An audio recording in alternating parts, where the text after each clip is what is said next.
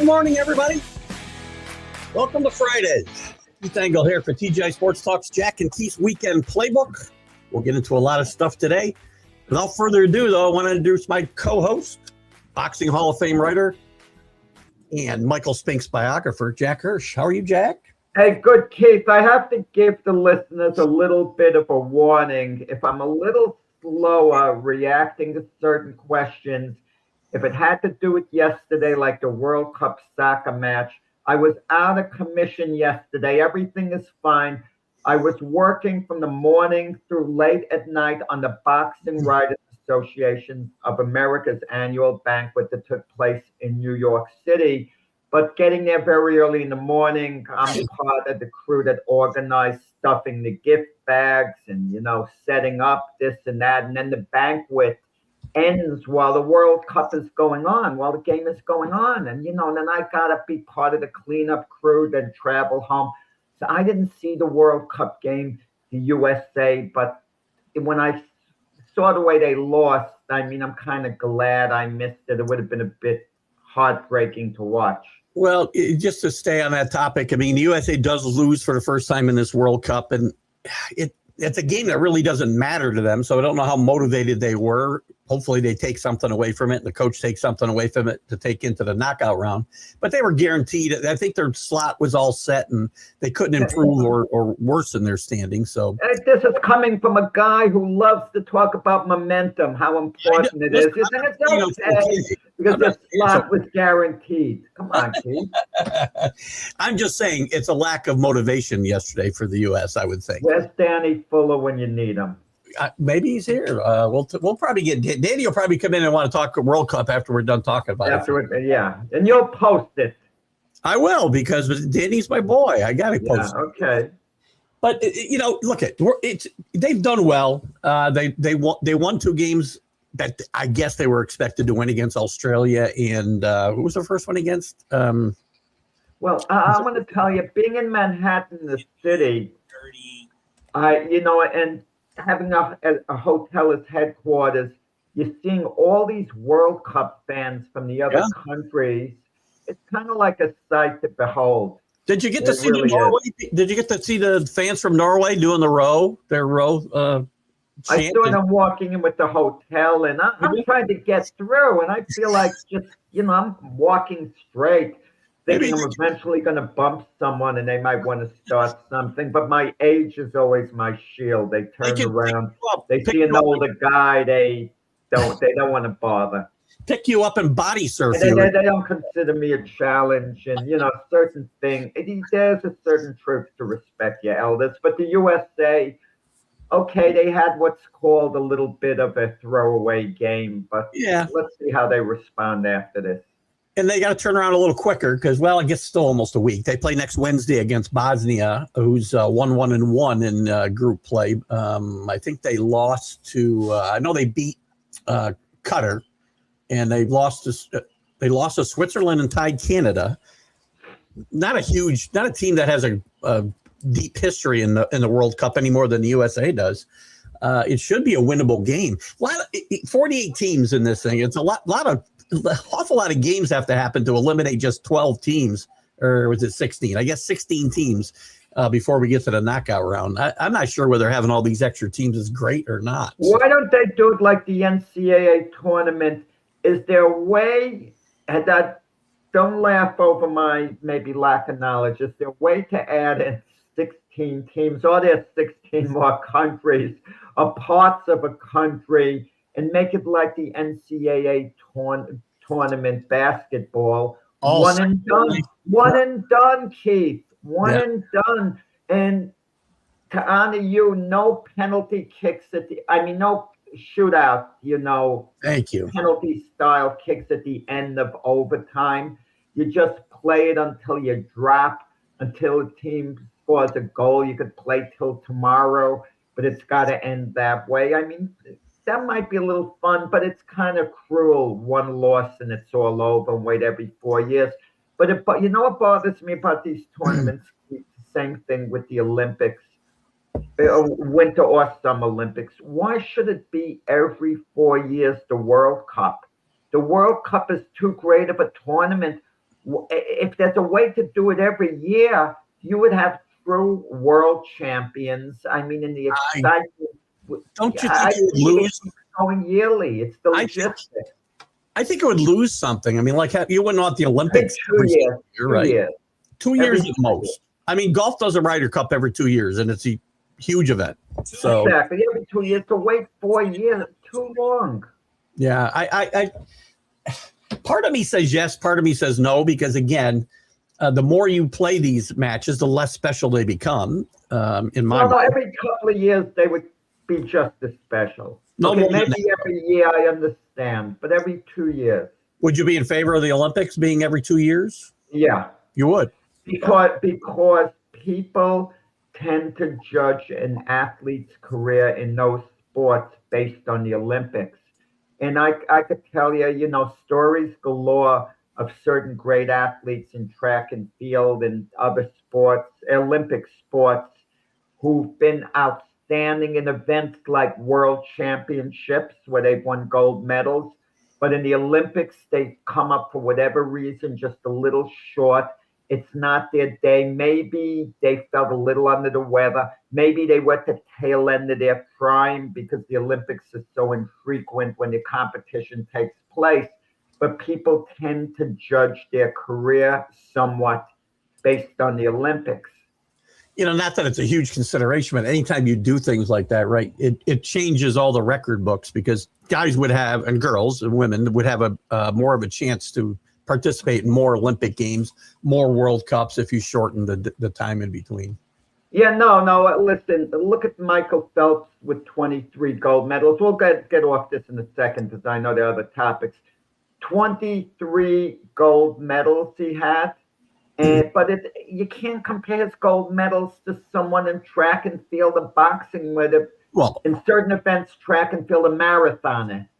He can win only one medal in the Olympics. Nobody really does that. Michael thinks has a whole smorgasbord of medals, like 7 medals he can win. Yeah, but when you're comparing swimming to track and field, I mean, or any other sport, I mean, people know that they have a ton of events in swimming that they can participate in. I don't think anybody's saying he's a better athlete than, say, I don't know, Edwin Moses or somebody who was a great track and fielder. Exactly. He could only win one medal, only one event. Yeah. Well, he had 2 relays. He actually had 2 events for one individual event. So with the USA moving on here in the World Cup, I would anticipate that the anticipation now will ramp up. But if the USA should get, because we go to a knockout round now, it's one and done from here on out. And there's more pressure on the USA and all these teams.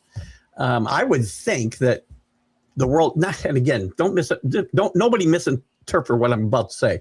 I would think everybody involved would like the USA to stay involved for at least another game past this one, if not further. Just for interest. Again, it's the most viewed tournament already of all the sports worldwide. But to keep interest here in the U.S., where the majority of the games are, it would benefit everybody if the USA stayed in this longer. Yeah, you know why yesterday's game was somewhat more important than we're making it out to be? Because had the USA won and had they looked impressive doing it, the buzz you just mentioned, Keith, we would have had it today more so going forward with the USA. It's as if the USA is there. They're existing. They're at the party, but people aren't eyeing them at the party here. It's a good point. We're waiting to see whether the USA can do anything, whether they won't. If the USA goes out with a whimper, it won't be a big deal. We haven't become really emotionally invested in the USA yet. But had they won yesterday and then they won their game afterwards, going the next one going forward, all of a sudden the excitement would have started like building. But it hasn't built yet. We have an eye on the USA, but that's about it. If this team, I was just thinking about this. Well, I've thought about it a couple of times. But if this team should advance, let's just say they do something crazy, they advance to the semifinals or even past that. If this team has great success, are they going to be looked at the same way the women have been in World Cups that they've won? Because again, and hear me out, because those teams were 100% U.S. Athletes. Now we've got with the rules with the World Cup, you can bring guys if they've got some kind of ties to here, their grandparents, visited in the 40s, so they could play here. Do you think they're ever looked at the same way those women teams were looked at that won the World Cup? That's a great question, Keith, and I'd have to say no, even though it remains to be seen. We kind of bonded with the women's soccer team, when they had Mia Hamm in the 1999ers.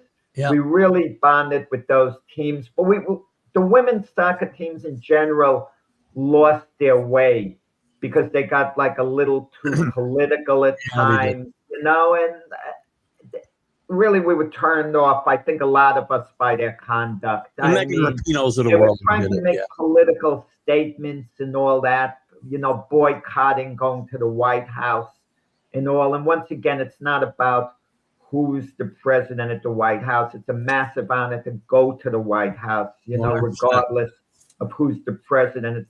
But they turn it into like a semi-political issue. And but the 1999ers, I don't think we're ever going to feel quite that bond to them.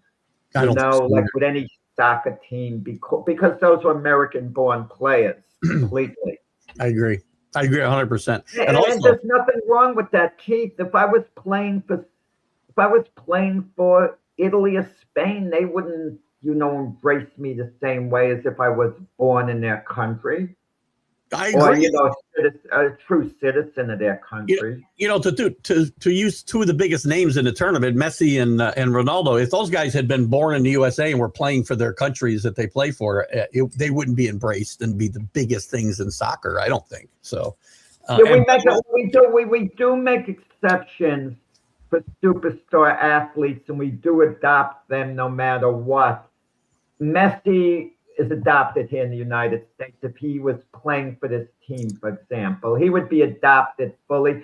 Case in point, okay, years ago, there was a great marathoner, women marathoner from Norway, Greta Waitz, 9-time winner of the New York City Marathon. Remember, yeah. She became such a favorite in New York that when she raced in the Olympics in the marathon, she won the silver medal. Joan Benoit, an American, won the first women's marathon.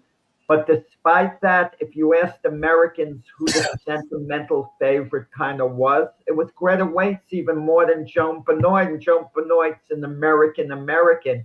It happens. One more example. I was at Madison Square Garden in 1983 to see Roberto Duran from Panama bludgeon Davy Moore from the Bronx. He lived in New York his whole life.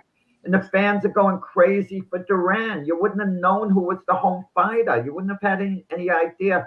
So there are exceptions. But in this case, with the United States soccer team, we'll be very proud of them. If they somehow won the whole tournament, we would adopt them all. But Keith, somehow they really homegrown. I mean, a handful of guys, but we'll see. But listen, people love winners. If they, like I said, if they somehow won it all, we'll adopt them very, very quickly. For sure. Very proudly. It just won't have the same effect that 99 has, you said. Anyway, we'll be rooting for them. I hope so. The USA is playing all their games in the West Coast too. I think throughout this tournament until they get to if they should get to the final. That's another thing. That's another thing, the time factor with this World Cup. I shouldn't complain because it's another country. Countries have to get up in the middle of the night. They have to get up 3 a.m. to watch their team. Now that's a pain in the butt. Yeah. Because you have to get to sleep and then wake yourself up at an abnormal hour.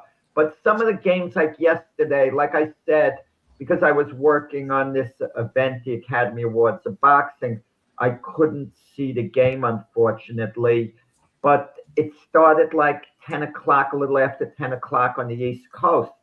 But what about the working stiff, Keith? We're retired men, but the guy who has to work, he just can't be up for this game. He's got to be at work the next day. I got all I can do to be up for it. You have to go to work. So I got to be here to see you, so I got to get up in the morning. Yeah, exactly. I got to tell you, if people don't think being with you for a couple hours a week is not work. Yeah. Well, yeah, that takes something out of you. It surely does. Let's pivot a little bit to the NBA, which had the draft. We talked about Giannis on Monday, the draft on Monday. The Giannis trade did come off. You'd go to the Heat for a boatload of players and picks for a 31. We haven't talked about the Giannis trade since the show. It happened after. Correct. And they kept Bam in Miami. But is this worth the haul in Miami? Again, a lot of first-round picks from serviceable players, obviously. Hero's a really good player, I think. If you're Miami, are you a winner here? Keith, is it okay for me to answer you and say I don't know? Yeah. I really don't know. I don't know. I can fake it and take a strong position one way or the other. But what no one mentions is this. If you were Pat Riley, if I was Pat Riley, I may have absolutely done the same thing. Pat Riley, let me tell you why. Pat Riley, this is not really mentioned. He's 80 years old, 81. And he's not worrying about draft picks 6 years down the line because Riley's attitude is he wants to win now. He's rolling the dice now. He's not thinking the shape he's going to leave the team in later on. And as a Brooklyn Nets fan, I've indirectly been down this road myself as a fan. When the Nets opened the Barclays Center, before they opened the Barclays Center, they didn't have a good team. They had a bad team. And when you open a new arena, especially in Brooklyn, a very cool place, Jay-Z, the whole bit, you want to open it with a buzz, a major buzz. So the Nets trade for Kevin Garnett and Paul Pierce, future Hall of Famers, great players in their prime. But the problem is they were past their prime, but still good players, still very good players past their prime. Yeah. And by getting those guys, the Nets became a semi-contender for the NBA title. Notice I said semi-contender. You couldn't rule their chances out, but considering Garnett and Pierce were only very good players at that point, very good, but no longer great, what happened? They created not a big buzz, but there was interest in the Nets to a point. And then those players, after a couple of years, they'd had it, their prime left more and more as they went along. And look where the Nets are now, because the Nets gave up all these assets. Same thing in the James Harden deal. They went for the championship, to have Harden play with Kyrie and Durant, the big three, and they could have won a championship had Harden and Irving not gotten injured, if Durant's foot wasn't on the 3-point line at the end of game in regulation. But once you don't win the championship, Keith, you're down the tubes for a while. Like, look at the Brooklyn Nets today. Teams aren't built through the draft anyway. The championship teams aren't built through the draft. The Knicks weren't built through the draft. The Lakers haven't been built through the draft. I'm trying to think of who won. Oklahoma City, I guess, was built kind of through the draft. So that's a little bit different. But a lot of teams, you don't have to have first-round picks and necessarily be winners. And I would have made this trade as well, by the way. And I told you Monday, I think I would have given up Bam in the trade if I had to. I would have torn it all down. Now, they've still got two high-quality players. And you could fill it in around that and be competitive. They can. And look at it this way. Is Miami better starting next season with this deal as opposed to not? And the answer, they absolutely 100%. Are. Miami is a contender, maybe a bottom rung contender. But if we have to bracket all the contenders in the Eastern Conference who could go to the finals, I mean, obviously, we'll say the Knicks. We'll still say the Celtics. Let's see what happens with the Jaylen Brown situation. Yeah. Still the Celtics. Still the Cavaliers. And Miami joins that at the Pistons, of course. Miami joins that group of 5 teams who you have to take seriously as far as being a finals contender. I mean, I'm not putting in teams like Indiana, but of course it's possible a team like Indiana, the Orlando Magic, the Atlanta Hawks, they could conceivably come out of the East. I'm not ruling anyone out, but they're the second tier contenders right now. We agree that Miami's going to be better off. They hit the ceiling, right? Miami better, get over the top with this deal, the Giannis deal, because if they don't, in the future, those picks that are far off in the future, guys like Bam might no longer be effective at that point. You're talking about 6 years from now. I mean, it could be gold conceivably for Milwaukee at that point. It could be if they hold on to him. If I'm trading with a really good team, I don't want their number 1 picks for next year. I want it a few years down the line, and I know it's hard to be patient, but Riley is thinking, look, I could retire in 6 years. Enough is enough. I'm not worrying about these draft picks. If the team's not good, I've had a great career. I'm going for it now. If Riley was younger, if he was, let's say, 45 years old, would he have made this deal?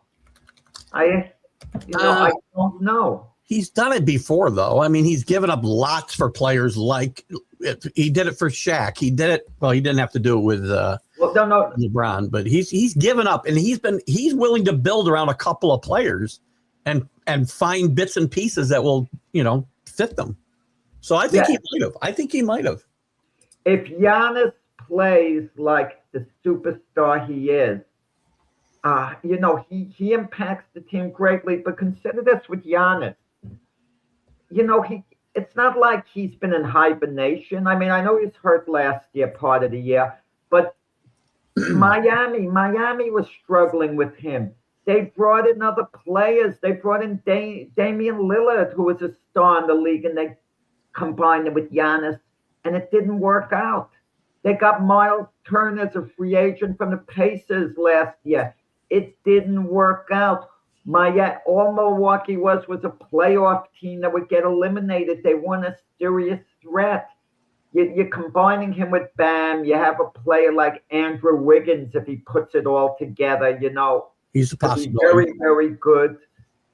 But look, you're better if you're Miami now making the deal. You're going for it. You're taking a big gamble. It just better work out, because these draft picks, even though you and I have been on the same page in saying it doesn't have the impact of an NFL pick, I noticed that landscape is changing, Keith. Some of those picks, in recent years are becoming a little more and more valuable. Certain deals made, like the way OKC drafted this year, teams are getting players that could really help them in the middle to later first round. I think we agree with the fact that Miami, they're not going to probably be worse off than they were, and they'd hit their ceiling with what they had. So this is a gamble that's not worth making. What were they going to do with what they had? You said it best. Playing. Miami could be a borderline playoff team with what they have. Yeah. Okay? But they're not going to win an NBA championship. This is rolling the dice. You can go to the finals, or you're going to get worse years from now. Getting into the play-in part of the playoffs was probably the high watermark for this team. So I think this is willing. Yeah, I mean, getting in the play-in, it's all about expectations. And in Miami, the expectations have to be a championship contender. You can't just be a playoff team. Look at my Brooklyn Nets. They made a deal that slipped under the radar, getting Julius Randle. Julius Randle does improve them in the short term. Now, what can the Nets be if their young players all improve and this and that? They could conceivably contend for a play-in position. That's the ceiling. Playing position, and I'm going to tell you, if the Nets contended for play-in position till the very end of the year and came up short, the fans are not going to be disappointed next year. Well, it's It's very all about interesting. expectations. I'm glad you pivoted to that trade because it's very interesting. I think that trade happened the same day as a Giannis. It happened before the draft, I think. It doesn't matter. It happened earlier in the week. And the narrative that I read when that trade was made was to open up more playing time for Naz Reid in Yeah. Minnesota. And then 2 days later, he's traded to Charlotte for LaMelo Ball. And now it looks like they may be ready to move Anthony Edwards out of Minnesota from what I've heard this morning. They're doing Minnesota complete rebuild. Yeah. I don't see LaMelo Ball and Anthony Edwards Me either. coexisting long term because both have to be the guy. Both have to be the guy. I mean, we joke around about, oh, imagine Jordan and Kobe playing together. Even though they were best friends, the two of them loved one another. They adored one another. They would have killed one another. Absolutely. They would have been at one another's throat because both guys played the same. And, and people think, oh, LaMelo Ball's gone to Minnesota. What's that going to do for them? Well, what did he do for Charlotte? He had a pretty darn good player they drafted in Brandon Miller. But what is it? What's Charlotte been exactly? It's not like a playing team. But Minnesota looked at their roster and they said, look, we could be good. Our ceiling the way it is would maybe be going to the Western Conference Finals, which they've done, a couple of years. And they considered themselves, obviously, to be a step behind OKC and San Antonio. And to me, listen, did they make the right deal? Even the deal who's in that front court now, though? With Naz Reid gone and Randall gone, their front court is lacking greatly, I would say. They got two great players in the backcourt, but the NBA is getting about impact play. It's about getting impact players like Miami, Giannis, Minnesota, LaMelo Ball. And then you tell yourself, I can figure out where to put the rest of the chips and so on. Later on, how I can get depth, how I can get guys who fit in. That's not quite, it's not easy to do. But once you have your impact players, you build around them. When you don't have your impact players, there's nothing to build around. It's hard to know which way to go. So Minnesota's they're really shaking that team up. Anthony Edwards being traded, yeah, he would have major appeal. But to get you've heard the term, Keith, to get a great player, you oftentimes have to either give up a great player or you have to whatever. But, I think what Jaylen Brown's name came up before. Now, look, Jaylen Brown's, 29 years old? Let's say, and Boston offered Jaylen Brown and 2 number 1 draft choices to Milwaukee for Giannis. they Reasonable did. deal. Let's say Boston calls Minnesota. And they offer the same deal for Anthony Edwards. I don't think Minnesota makes it. Part of the reason, too, is Anthony Edwards keeps his box office. He's one of those charismatic players. You kind of don't want to move on from them. And he's darn good. He's not another Trae Young. It's interesting you bring that up because I also read this morning that Minnesota did reach out to, or Boston reached out to Minnesota, and Jaylen Brown's name came up, and Minnesota said no. Don't know what the parameters of this deal were. That was before the Melo trade. So are teams shying away from Jaylen Brown is a question too. Can the Celtics keep him now that he's been mentioned in 2 different trades? Can he even stay in Boston now? When they've showed him, I think the two most disrespected athletes in team sports, in no particular order, are Jalen Hurts and Jaylen Brown. Hurts, a Super Bowl MVP, nearly won 2 Super Bowls. You look at his resume, and people don't rate him amongst the better quarterbacks. You'll have people put him in the middle of the pack, despite what he's done year after year. as a starter. And then there's Jaylen Brown. Jaylen Brown was phenomenal last year. Jason Tatum goes out. He carries the team. He did a super job last year keeping the Celtics together. Everyone thought the Celtics were going to, fall apart, or at least not be contenders. He made them contenders. I mean, he really had a heck of a year. Even during the season, LeBron James said he was the league MVP as far as LeBron was concerned. At one point, LeBron said it.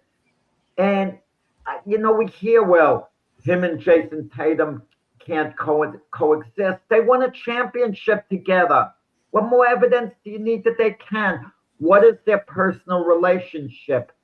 I don't know. I haven't heard anything negative. I haven't heard that they're buddies, but we haven't heard any rumors that they don't get along. Have you heard that? No, I have not. But I wonder about Brown's mindset now, and if he has to return to Boston, what that's going to be like, because they are making an obvious effort to move him out of town. Yeah, if you're Jaylen Brown, you're a pro, you'll come back, you'll play for the Celtics if things don't work out. But my mindset would be, hey, me first, team second. Me first, team second. They don't give. Why am I putting them ahead of me? Right. They were looking to get rid of me. Keith, it's like when you were a young guy, you would, go out, as we go out on dates, the girl, turns it down. 4 other offers she's waiting for, and the 4 guys turn it down, and she scoots to us. I mean, then we're going to be all giddy, feel like we're the first choice. I mean, they turned me down if they didn't have another option. So. Yeah. No, but what I'm saying, all joking aside, if you're Jaylen Brown, how are you supposed to be feeling? I mean, what's Brad Stevens, in charge of Celtics here, going to say? Of course, he's going to say, oh, well, Jaylen Brown is a very big part of what we did. We've had honest and frank discussions with Jaylen Brown. They haven't had, has he had this discussion? And he said to Jaylen Brown, Jaylen, we are looking to trade you, but we might not, because you're a great player. We've got to get what we consider at least equal value, okay? But we are looking to trade you. But if it doesn't work out, you're gonna, when you come here, hopefully you continue to give it all the way you have all along for the Boston Celtics. That's the only honest discussion they can have. You know what's interesting to me as I sit here thinking about these 3 trades that we're kind of talking about, of the teams that made them, I think the team that maybe comes out of this the best might be your Brooklyn Nets, because Randall will be of some value. He's still pretty much a good player, yeah. He's still as good as he was with the Knicks. I mean, he has his faults, but he's a plus player. Plus, I like their pick in the NBA draft. So I think this team could surprise, and maybe, again, they're not going to contend for a title, but they can contend for a playoff position, I think. You thought the Nets pick was good? Don't you think they should have maybe taken the kid from Arkansas, Darius Sarkov, who has unlimited potential but is small? That could have turned teams off. There's some people that aren't crazy about his athleticism either, and I like this kid he's from Louisville, I think, right? The kid they picked. Yeah, I like him a lot. Again, I think it's a coin flip at that point, because we talked about the other day. There's 4 guys I think that are probably going to be players in this league, and the rest we don't know. I mean, there are a lot of good players in this draft, but not a lot of great players. I mean, it's all about upside. That's why you taught number 2 to Peterson, because the upside they feel is off the charts if he puts it together. You don't want a scenario bypassing a guy who can, turn into a great player, and you had him in your grasp. But teams make the mistake. Sometimes they draft scared. I remember in football, the Indianapolis Colts, they drafted Anthony Richardson with the 4th overall pick. And the reason was, if he turns into a superstar, they don't want to risk, bypassing him because of that unlimited athleticism. You know, what he showed at the combines was off the charts. And it turned out to be a terrible pick. That happens And more then in they're the NBA than anywhere. conservative. And That then happens more in the NBA than anywhere, Jack. They pick a guy based on potential and athleticism, and they flame they out. don't. And even in this year's NBA draft, to me, I said it on the show, take the sure thing, Cameron Boozer. Even if Cameron Boozer doesn't turn out to be the best play in the draft, and let's say, for example, you passed on the next Michael Jordan, for example, you're still going to have, the next Chris Mullin, for example. You're still going to have a heck of a player at the very least. Yeah. I'm just saying, it's I think take the short thing. Cameron Boozer is a absolute can't miss. The other two guys, Caleb Wilson, Peterson, I'm not saying they're misses, but they're not going to be, as solid. They might not be as solid, but they know more than I do. I don't get to watch as many college games as I'd like. I see guys like in intervals, all of them in intervals. But I'm sure they have a lot more due diligence. But sometimes the characteristics of players. No, I think you're right. I think both of those guys have the potential to be. If you want to find a superstar, probably those two guys are the guys you're going to take a chance on, right? Yeah. But want sure thing. I agree with you, Boozer, and I also think Caleb Wilson probably falls in that category more than the guys who are picked 1 and 2. So but it's all in the eye of the beholder. What's interesting too, and this happened right after our show on Monday as well, because it didn't all the news wasn't about players. You could have knocked me over with a feather when I found out Dusty May was taking a job at Dallas. I was shocked. He just won a national championship at Michigan. He's got the world at his feet, and he takes a job in Dallas. And he drafts his own player the first round. Yeah, I think very, very interesting move by Dallas. Bold move by Dallas. Yeah, well, you mean by the Mavericks hiring Dusty May? I think so. I think it's a bold move. Why is it a bold move? I don't get it. Yeah, hiring a college coach in general. Come on, Kid. You're the same guy when the San Francisco Giants hired this college coach. You were saying, oh, what a wonderful move. Well, it hasn't worked out. It hasn't worked out. That was wrong. Nothing wrong with hiring a college coach. The problem is they have a learning curve. Who's winning? You come out of college, you're used to you're dealing with kids, and now you're dealing with certain prima donnas. But he'll be fine at Dallas because he has Cooper Flagg, who is only 1 year removed from college. Okay, and he's going to build around Cooper Flagg. And as long as Kyrie Irving doesn't revert back to his ways before he got to Dallas, they'll be fine. They'll be fine. They'll build around Cooper Flagg's their future there, and that's like a future superstar. How many college coaches have won NBA championships? How many college coaches have been hired? A lot. I mean, there's been a lot of college coaches that have made this jump. I mean, for decades, they've made this. But it takes time. A lot of them don't win. This is the point that people are missing, okay? A coach gets hired usually because a team is not that good. They haven't had success. So he's getting to somewhere where they haven't been as successful as could be. True. And look who he's replacing, Jason Kidd. Now, Jason Kidd, the perception is he's one of the more respected coaches, this and that. But what has Jason Kidd really accomplished as a coach? When you think of it, he's been okay. That's about it. I agree. I mean, there's nothing exceptional about Jason Kidd, but we heard, Jason Kidd's going to get a job wherever. Mike Brown coming to the Knicks, at least he was a former coach of the year with Sacramento. He went to the finals with the Cavaliers. He was an NBA champion as an assistant coach at Golden State. There's that pedigree there, okay?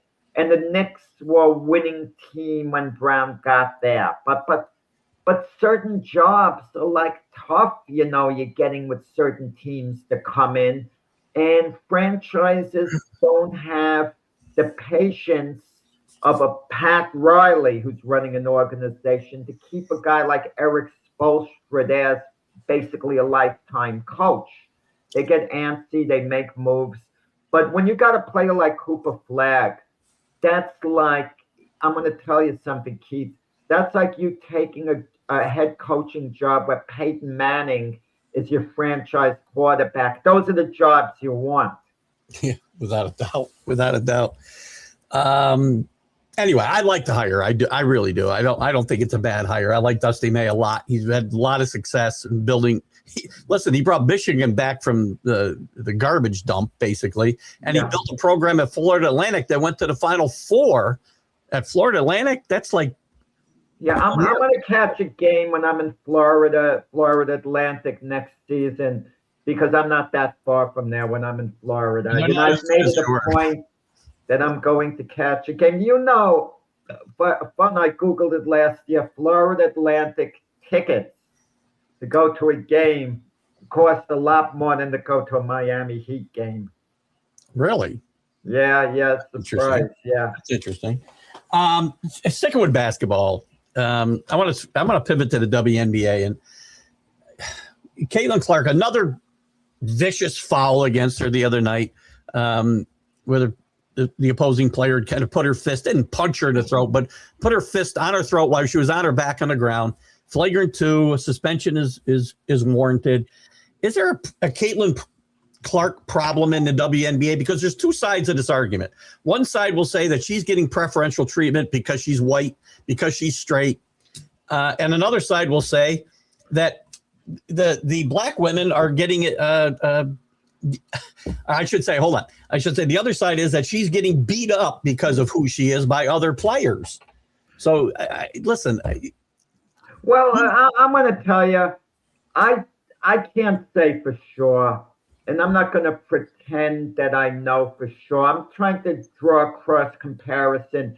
She means to the WNBA what Michael Jordan on the way up meant to the NBA. And Michael Jordan would get hammered by all the Detroit Pistons. And when Bill Laimbeer was cheap-shotting Michael Jordan, it wasn't racial, I'm sure, So I don't know in this case. But feels different here, though. With that said, I mean, on the surface, it's easy to think, white superstar coming in. And listen, and let's be honest about it too, okay? Perfectly honest. If Caitlin Clark was black, she wouldn't be as charismatic as far as the WNBA goes. But then again, if you have a league of predominantly players of one ethnic group, one color, and then you have one of another who stands out, they're going to get more of a buzz. Same thing with Larry Bird. Everyone now agrees Larry Bird is on the short list of the greatest players of all time, but we do look at him a little differently being a white player, a little different. We wouldn't hear all these Larry Bird stories that are going on that all the black players love talking about now on these podcasts. It's as a way like giving Bird his flowers. But if Larry Bird were black, you wouldn't be hearing all these former black players talk about Larry Bird the way they were. It's just the way it is. I agree. It's not really racial. But with that said, yeah, I'm sure there's a lot of jealousy. Her being a white superstar, getting all these commercials, all of this, all of that. I wonder, but what I find interesting too with Caitlin Clark are her teammates being interviewed about this. I mean, what's their feeling towards Caitlin Clark? I get the feeling she's one of the girls, not a prima donna, but I don't know. I don't know. She's had run-ins with her coach this year. So I'm not taking Caitlin Clark's side in this necessarily. I think that both things can be true at the same time. I think a lot of the black women, I think, are jealous of Caitlin Clark. But at the same time, the league has benefited greatly from Caitlin Clark being there. TV viewership, people in the stands when she's playing in the arena, and it's helped these girls, women, get higher salaries and the TV contract that they have and everything else. But at the same time, I don't know that even her team, the teammates, I think, are more behind her this year than they were last year, because when she was getting beat up last year, I don't remember anybody coming to her defense. And you do see it sometimes this year. Steve, I have a better example. I'm reluctant to say anything racial is involved in this. I mean, I think it's human nature. Joe Namath, when he was signed by the New York Jets in the AFL, he became the highest paid player. They resented him all over the league. The opposing players would want to knock him out of games, hit him extra hard. His own teammates were lukewarm towards him in the beginning. They were. I know. A lot of times it's the circumstance. Look, if you're a WNBA player, you see Caitlin Clark in all these commercials. She's the wonder girl of the, WNBA, and they want to prove she's not all that on the court. Part of it could be when Caitlin Clark is playing very well. That sets the opposing team's anger up a little bit of a notch. I think it's all of the above. It's somewhat racial. It's somewhat, jealousy, on a certain level. But they don't embrace Caitlin. And Caitlin Clark's not a rookie anymore. No. I can understand when she was a rookie. As Cooper Flagg, if he was the face of the league, suddenly Cooper Flagg, players would be hitting him hard. They don't like these newcomers coming in.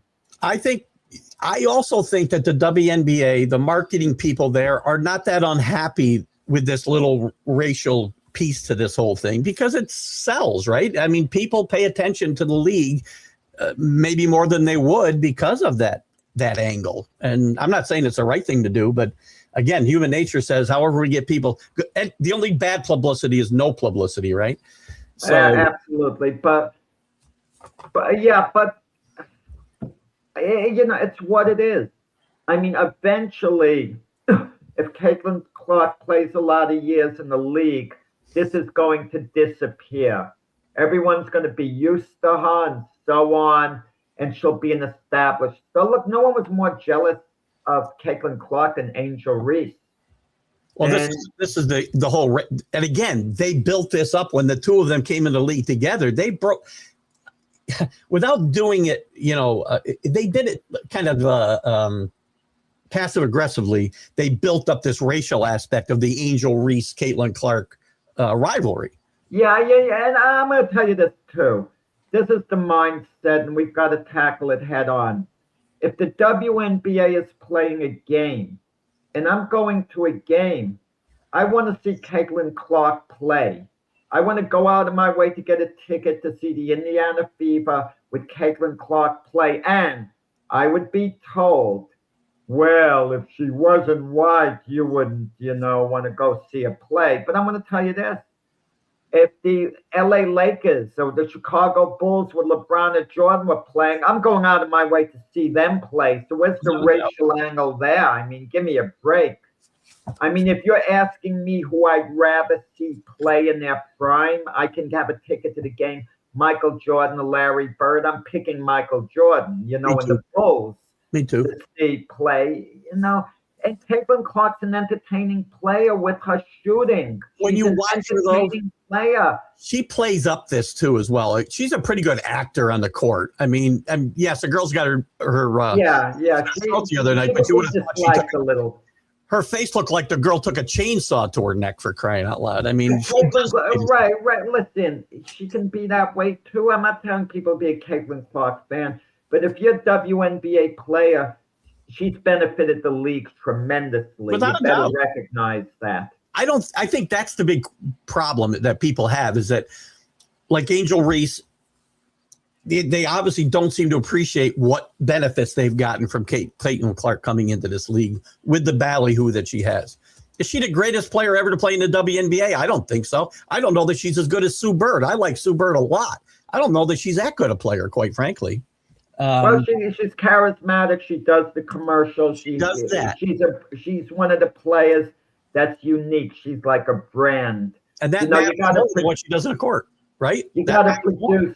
We were talking about Anthony Edwards before. The NBA was hoping he would be that guy. Yeah. It hasn't quite worked out. Now it's Wendy. They're hoping he can be that guy. And with Caitlin Clark, they got their star, they got their mega star, and there's resentment about it. And This is a story that's going to continue, I think, as long as Caitlin Clark is in this league. I don't think this is ever going away. I really don't. I wish it would, because I get it now. But You they build got up to and you use it. protect her from cheap fouls. Yeah, They got to come down 100%. very hard, on anyone committing a cheap, flagrant foul that could conceivably injure her. One thing I need to touch on too, we'll get to a little bit of boxing before we go, but Brendan Sorsby, I said this would be 50-50 shot that he'd even be allowed to be in the supplemental draft. The NFL went the way I kind of thought they would. They said, no, there's not going to be a supplemental draft. You are not allowed to come in here. The only reason you're trying even to get in the league, you're not contrite. We don't know that you're cured, basically. You only want to come here because you can't play anywhere else. So this is. I mean, I hope you're proud of yourself, because you yourself said I'm betting that he doesn't get in the supplemental draft, and your bet paid off, Keith. I had a I bet. don't know which friends you collected with, whatever. But the question's this: A turn of phrase. let's forget all that. Where does Sorsby go from here? He sits out a year, and then a team can draft him. Correct. He's not going to be a second or third round pick next year, sitting out a year. No way. Is he going to even be drafted at all? Is the team going to take a flyer on him as late as the final round, the 7th round? I'm not even sure about that now. It's an X factor. Maybe a team feels he has this great potential, and they do draft him in the middle of the draft. It's so unpredictable, or he goes undrafted, which I think would be the case. Now, the NFL could ban him from that, but they open themselves up to lawsuits from the NFL Players Association, antitrust. They don't want. What happens? Basically, he has to sit out a year. Yeah. Just a thought, Keith. Can he play in the United Football League and just show his wares there? Sure, Maybe that's the way to go. Play in the United Football League and light it up. Be the best player in that league. He could play there. He could play in Canada. He could play anywhere else that'll have him. I mean, I'm sure the UFL would die to have Brendan Sorsby play for one of their teams. So, does someone hypothetically, he sits out the year, does the team pick him up and put him on the practice squad? I don't think he has all this baggage they're making him out to be, because it's not like this is a domestic violence incident where women's groups are going to boycott. No one's going to boycott a team signing Sorsby. I'm against betting, holding signs, because the NFL themselves have these deals with these companies, okay, that support that. I agree. And speaking of which, is your quarterback, how's this going to play out with Geno Smith now is in the news for something I'm sure the Jets are not happy about with a domestic assault? It better not be true. But you want to know something? Does it really matter? He has been charged, right? No. I mean, as a quarterback, he's not going to last the whole season as a Jet quarterback. He's absolutely not going to be the Jet quarterback next season. Geno Smith is just a bridge who the Jets feel give you a little bit the best chance of winning. Part of the problem with quarterbacks like Geno Smith, teams and coaches that coaches, GMs who went against him remember him when he was a better player, and they think they're getting something of the same player. Geno Smith is capable of having a good game maybe once in a while. He's an answer to nothing at all as the Jet quarterback.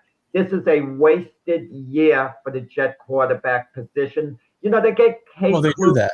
You could take a fly on him late in the year. And if somehow Klubnik lights it up and is great, you don't necessarily have to draft a quarterback next year. But the Jets, 3 number 1 draft picks next year.